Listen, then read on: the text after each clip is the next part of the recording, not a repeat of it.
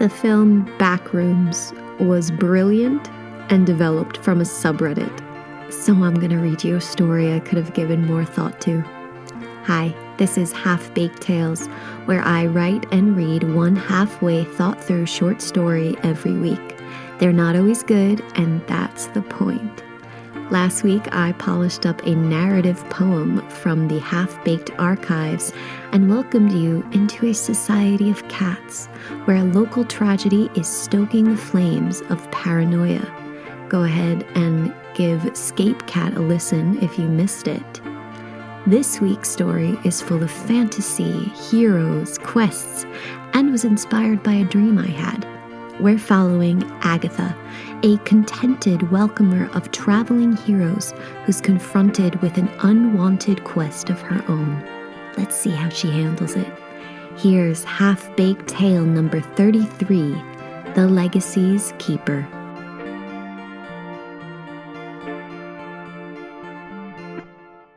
Agatha's front door swung open. The yellow lantern, which hangs handedly at the entrance, was knocked off its nail. The man who'd opened the door was cloaked against the rain, a weapon at his hip. A traveler, or potentially a thief, maybe both. The sound of the door had made Agatha shriek, and she had nearly turned worried. She hadn't been expecting anyone. But travelers on heroes' quests were as common a sight in this parcel of land as any nefarious character was. As quickly as he barged in, he closed the door again, blocking the tundra of barking wind and rain.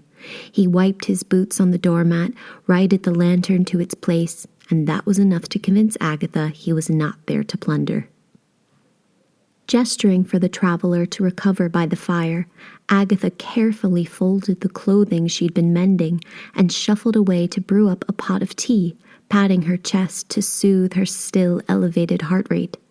It had been slowing down more and more recently as her body became accustomed to her sedentary lifestyle tending to her sewing. As she approached the stove, she delicately detangled the excess thread from her needle and drove it into a large pin cushion. The cushion was set sturdily on a side table, and the needle was its lone inhabitant, dug ceremoniously into the only puncture at the top. She stretched her aching back to reach a jar sitting hidden on the top shelf nearby. It contained the best leaves, reserved for meetings such as this, when weary travelers poured through her doorway with their grand tales and good company. That promised treat made worthwhile Agatha's long life in this cabin, situated centrally in the darkest hills this land knows. People don't visit unless there's great cause, great danger, or great treasure to be found. The comfy armchair squeaked as Agatha drew it out from the corner. She patted it as she inhaled her steaming brew, but the traveler hadn't yet removed his cloak. He accepted her hospitality and had dried himself by the fire, but his boots remained strapped and his hood was drawn as though prepared to leave, though he'd only just arrived. He stood before her with an air of patience, waiting for something from her. This is not at all what Agatha expected from one of her visitors. Her usual travelers would collapse into her squashy furniture, graciously indulging in the pretense of home she offered them. They'd always come from so far away. Hers was the only place they could snuggle up and pretend, just for a moment, that their deeds were complete, their quest accomplished, and a quiet life post-successful adventure was right around the corner. This reprieve provided them the strength they needed to complete the last leg of their journey. It reminded them of what they were fighting for. They usually hardly saw Agatha, hardly looked at her, being too lost in memories of monsters they've slain and too excited for a soft bed to ease their aching bones. They stumble in as drunkards seeking a fix, glazed eyes passing over any detail of Agatha other than the image of a welcoming, harmless old woman with an open ear for tales of their bravery. But this traveler, standing expectantly before her, had a different look in his eyes. He was truly seeing her. The sparse strands of dark brown nearly consumed by her mop of gray hair, her green and brown specked eyes unobstructed by the glasses hanging around her neck, but surrounded by lines which documented every smile to have crossed her face. Her black dress and robes stitched and restitched over the years to keep it alive and comfortable for her constantly aging body. All of the details have passed right over every other visitor's head, as Agatha always preferred it. Her questing died when her husband did. She had no desire to be caught up in the throes of adventures, and was content blending into the background of a multitude of other heroes' tales. But there, in this traveler's eyes, was the unmistakable look of a quest yearning to snatch her up. That look sparked discomfort in Agatha, a discomfort which pulled on a memory she'd buried long ago. It only deepened when he spoke her name. Agatha, the worthy. Tender of heroes, comforter of the lost, companion of Harold the Great, keeper of his legacy. I've traveled the land to complete the quest to end all quests, the fated journey to finish what your brave husband began. I stand before you asking you for the last piece I require, the very piece Harold, your beloved, left behind for me. She who had been sedentary and content all these years, happy in the purgatory her husband's dictated task left her in, she was finally called into action, the one singular action she had ached not to take. There is a silence before the turning point of a quest, a pregnant moment holding all the anticipation and sacrifice the hero has trudged through along their arduous journey. The beautiful beat before their hard work pays off. Agatha felt it begin, as though it was seeping off this unwanted traveler, and resisted its pull. She pushed her chair backwards, shaking her head as though to throw off this reality and find herself instead in a better one. A pot bubbling with dinner she'd been cooking the past few hours called to her, and she began to stir, sifting through the mix of potatoes and carrots. She brought a spoonful to her lips, and the scalding meal burned her. For the second time this night, she shrieked, and the spoon clattered to the floor, spreading a mess of chunks across her kitchen. Agatha was frozen. She wanted to rage at the spoon, but found her throat dry and a wetness threatening to overwhelm her eyes. The traveler nudged himself around the small kitchen, apologetically tapping her on the elbow as he passed, and then stooped to clean the mess. Agatha did not move, but continued to hover over him, watching him work as she had watched the others relax.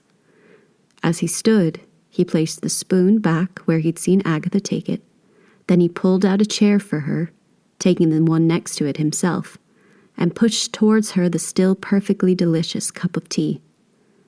Then he waited to listen for what she had to say. Agatha told him. She told him of her days as an adventurer, her mighty sword and mightier conquests, the heights she reached and lows she'd stooped to. She told him how she saw the whole of the world spread out before her and couldn't perceive its end. Then she told him of Harold, the legendary hero she'd rescued from an embarrassing plunder with an animal trap, how he'd been nothing like she had expected, and so much more. She told the traveler that Harold's fights and wins were exaggerated from mouth to mouth as they passed through the land, but it was his deeds and the size of his heart that were true. Harold was not mighty. He was good and true to the bone. Her sword stood between his death many times, but his purity was the undefeated force that drove evil from the land.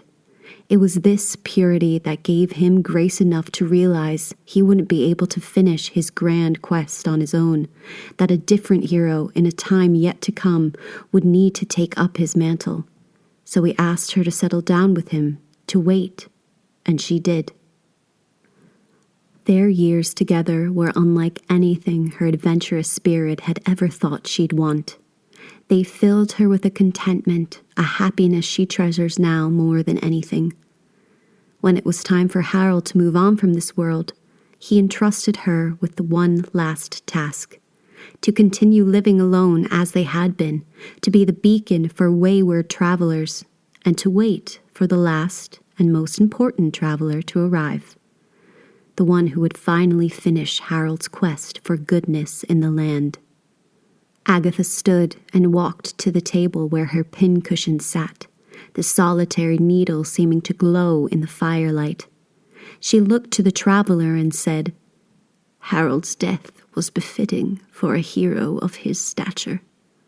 She described how the wind had blown open the windows of their bedroom, how Harold lay there smiling while it whipped around him. He had looked into her eyes with a gentle smile as the wind turned him slowly to dust, the bits of his body disappearing little by little. The particles of her beloved gathered into a perfect small pile where he once lay, and solidified into a long, pointed needle. She plucked the needle from the cushion. "Harold himself is the last bit you need," she said. "I have been holding on to him for so long." She stared at the traveler, daring him to lunge for the beloved last bit of her husband, to wrangle it from her. But he didn't. The traveler's eyes were large and round, full of awe at this legendary hero's tale of devotion. Agatha took a breath and placed the item of her love into his hands.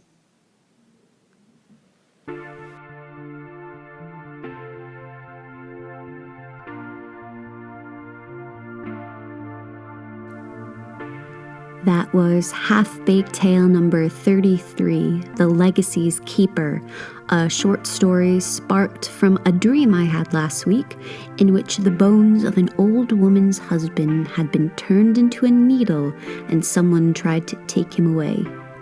I've written stories based on dreams before, and I've got to say they are consistently my favorite. With the dream-inspired stories, I always manage to think up an entire plot line with beginning, middle, and end, whereas other stories I write for Half-Baked Tales tend to fall short either of having a climax and a resolution with no rising action, or a rising action which staggers after an unexplained climax. And I have a bit of a theory on this. All of my story inspirations come from whatever I see or am thinking about during the week, and they're basically a processing tool, just like dreams are. So the storylines from dreams are inadvertently thought through more thoroughly because they've already passed through my head once. They're already laced with all the themes that are unconsciously sifting through my mind. There's lots of inspiration from the media I'm consuming right now that is evident in this story. I saw Backrooms after I wrote this, so nothing from that creepypasta phenomenon, but there's always next week. First, the idea of bones holding a special importance to the soul of a deceased person. That's a common belief held amongst many cultures, but the two things I'm pulling from this week are a novel, The Spear Cuts Through Water by Simon Jimenez, and the TV horror series From. Jimenez's story follows two heroes escorting a goddess to her final resting place. And I won't say much to avoid spoilers because this is an absolute must-read for any fantasy lovers. But bones are pretty damn important. In this story and lore, Simon Jimenez's, bones hold a person's spirit and power and are necessary in the recycling of life. There is also a lone old woman character in this book who I was very interested in. So I think my dreaming brain was dissecting her character a smidge.